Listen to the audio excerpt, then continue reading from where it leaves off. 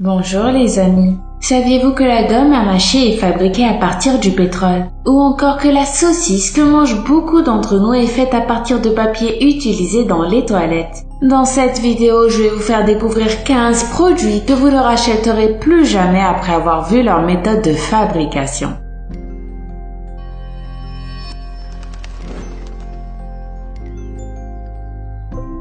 Les saucisses industrielles. Rares sont ceux qui se soucient des composants des saucisses et les matières avec lesquelles elles sont fabriquées. Beaucoup se contentent de les acheter sans trop se poser de questions. Mais en réalité, les saucisses industrielles peuvent être fabriquées avec n'importe quoi, à l'aide de machines industrielles modernes à la pointe de la technologie. Elles sont constituées de 20% d'eau, de 12% de sel et le tout rajouté à de la viande, des conservateurs et des additifs alimentaires pour les parfumer. Certains experts ont affirmé que certaines saucisses pouvaient être fabriquées avec du papier toilette à l'aide de ces machines et qu'il est quasi possible de les produire en réutilisant des saucisses périmées ou encore des viandes avariées après y avoir incorporé des matières chimiques précises. C'est dégoûtant, je vous l'accorde. Le pain et les gâteaux. Quand on achète dans le commerce des préparations industrielles comme des gâteaux ou des pains par exemple et qu'ils contiennent de la L-cystéine, cela signifie purement et simplement que notre bon petit pain au lait risque de contenir soit des plumes de canard, soit encore pire, des poils humains. Malheureusement, je ne suis pas en train de vous faire une mauvaise blague, c'est la parfaite vérité. Ces derniers sont en effet réputés pour être des exhausteurs de goût hors pair. Peut-être, mais franchement ça coupe surtout l'appétit illico.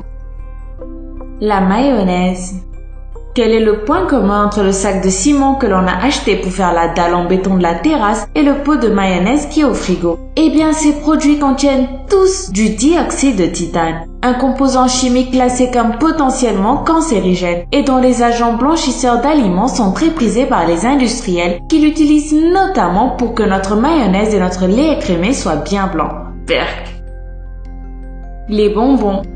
Ce qui nous fait envie quand on achète des bonbons, c'est souvent leur jolie texture et leur aspect bien lisse et bien brillant. Oui, mais pour certaines confiseries, cet aspect joliment brillant est en réalité dû à des sécrétions d'insectes que l'on importe de Thaïlande. Qu'on se le dise, les bonbons ce n'est pas vraiment bon pour la santé, et encore moins quand ils contiennent des sécrétions d'animaux. Les nouilles. Les nouilles, parfois appelées indomie, est l'un des repas les plus rapides à préparer et est très prisé par les personnes qui veulent manger léger et rapidement. Les statistiques révèlent que 44 milliards de sachets de nouilles sont consommés chaque jour dans le monde. Ce que tu dois savoir, c'est que ces nouilles ne sont pas bonnes pour ceux qui veulent garder une bonne santé, à cause de l'utilisation de conservateurs dans le processus de fabrication des nouilles, aux côtés des additifs alimentaires. Si elles sont consommées par petites quantités, c'est inoffensif. Un sachet ne vous tuera pas. Mais si vous en consommez fréquemment, ces matières risquent de nuire à votre santé, puisque les additifs alimentaires sont cancérigènes. Ils contribuent à gonfler les tumeurs et à les propager. En plus, les conservateurs peuvent causer des maux de ventre fréquents et intenses. C'est pour ça qu'il est très important d'avertir les consommateurs sur les dangers liés à la consommation des nouilles. Le chili con carne.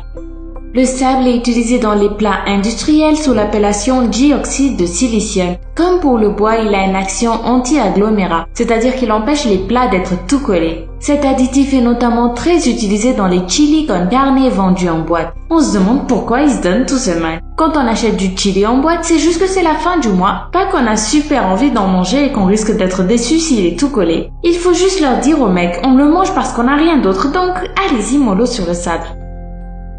La vinaigrette. Dans la série des composants que l'on peut aussi bien retrouver dans une station-service que dans notre assiette, on retrouve l'antigel, qui apparaît dans la liste des ingrédients sous le nom de propylène glycol et que les fabricants utilisent pour donner une texture sympa aux produits qu'ils commercialisent. Mauvaise nouvelle, ce texturant alimentaire est souvent utilisé dans les vinaigrettes toutes faites, mais également dans certains sodas et dans certaines bières. Ouch! Bonne nouvelle, le propylène glycol est moins dangereux que l'éthylène glycol, un autre antigel. Bon, on devra se contenter de cette seule bonne nouvelle. La bière sans alcool. La bière sans alcool a fait son apparition au XXe siècle, plébiscitée par les non-buveurs d'alcool qui pensent que les ingrédients de cette bière sont inoffensifs. Mais il faut savoir que certains producteurs n'ont aucun état d'âme et trompent les consommateurs à l'aide de processus de fabrication modernes. Ils rajoutent ainsi à ces bières des matières polluantes et des hormones naturelles qui excitent les hormones féminines se trouvant dans le corps humain, mais aussi d'autres matières nuisibles. C'est pour cette raison qu'il est recommandé aux hommes de ne pas abuser des bières sans alcool. S'ils en consomment trop, ils risquent de voir leur ventre gonfler inhabituellement, de souffrir d'une perte de désir sexuel et même d'un changement de voix. Les M&M's rouges. Les M&M's rouges sont vos préférés? Vous adorez Timon et Pumba? Rendez-vous à l'évidence, vous raffolez des insectes, ou en tout cas de l'acide carminique E120. Présent dans les sucreries type Malabar et M&M's, cette petite saloperie provient en fait de cochonilles et d'autres petites bestioles. Pour faire simple, il n'est pas rare qu'on mange de la bouillie d'insectes. Vraiment peu rare d'ailleurs, puisqu'on en retrouve aussi dans certains yaourts, les chips, la charcuterie, le tarama et même le dentifrice. Oui, même quand on essaie de faire un truc sain, on se fait avoir, si ça c'est pas vicieux. Le chewing-gum. Le chewing-gum est sans doute parmi les produits les plus répandus dans le monde, parfois perçu comme une source de substances minérales et d'hydrates de carbone pour les uns. Mais saviez-vous que le chewing-gum était fabriqué à partir d'ingrédients artificiels? Et oui, pour assurer une production à coût bas, certains producteurs n'utilisent pas des matières naturelles pour confectionner le chewing-gum, mais des extraits de pétrole et de plastique, de l'élastomère pour rendre la gomme de base élastique, ainsi que des cires artificielles qui vont lui donner un air plastifié et l'empêcher de coller aux dents. C'est d'ailleurs pour cette raison qu'il ne faut pas jeter son chewing-gum par terre, car ce dernier prend beaucoup de temps à se dégrader dans la nature et il risque de s'accumuler comme les sacs en plastique. En ce qui concerne le chewing-gum sans sucre, celui-ci contient les mêmes calories qu'un chewing-gum normal. La seule différence est qu'un chewing-gum sans sucre, lui, vous empêchera quand même d'avoir des caries. Les soupes et le sel. Quand on est à la plage et qu'on a le malheur de faire tomber notre fruit ou notre sandwich dans le sable, c'est la galère. Parce que croquer dans du sable comme ça, c'est loin d'être le top. Et pourtant, si l'on consomme régulièrement des soupes toutes faites ou même du sel de table, il y a de fortes chances que l'on en mange souvent et sans le savoir. En effet, les fabricants utilisent souvent le sable comme anti-agglutinant et pour s'assurer que le produit vendu ne devienne pas trop humide. Alors, pour éviter d'inviter du sable à table, on vérifie toujours que notre sel ou notre soupe ne contient pas de dioxyde de silicium. Le yaourt.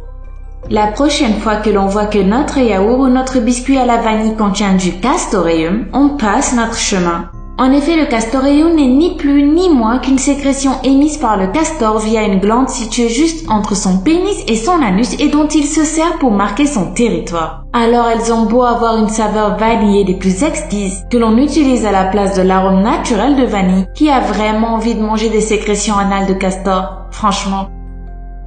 Le Red Bull et les boissons énergisantes. On considère que les ingrédients principaux des boissons énergisantes sont l'eau et la caféine. D'ailleurs, celle-ci est extraite de la plante guarana. Cette plante rentre dans la composition de produits dopants et énergisants, souvent prescrits aux étudiants en période d'examen et prisés par les sportifs et toute personne cherchant à contrer son épuisement ou sa fatigue.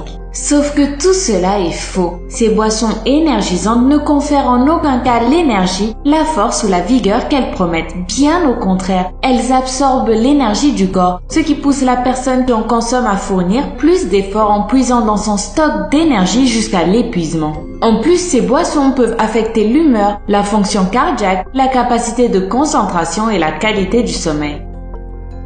Les céréales du matin. Et pour finir en beauté la série des ingrédients qui conviennent aussi bien à la voiture qu'à la nourriture, on demande le combustible pour moteur, une substance connue sous le nom d'hydroxythiolène butylé, BHT pour les intimes, et qui est utilisée par les fabricants pour que les produits restent frais le plus longtemps possible et que nos céréales du matin croustillent parfaitement sous la dent. J'imagine qu'après avoir regardé cette vidéo, vous direz adieu à tous ces 15 produits pas très bons pour la santé. Ou au moins que vous essaierez. En tout cas, quoi qu'il en soit, tenez-moi au courant de ce que vous en pensez dans les commentaires. Si vous avez trouvé cette vidéo utile, n'oubliez pas de liker et de vous abonner au La Main Fâchée pour découvrir d'autres vidéos encore plus utiles. Je vous promets. Bye bye.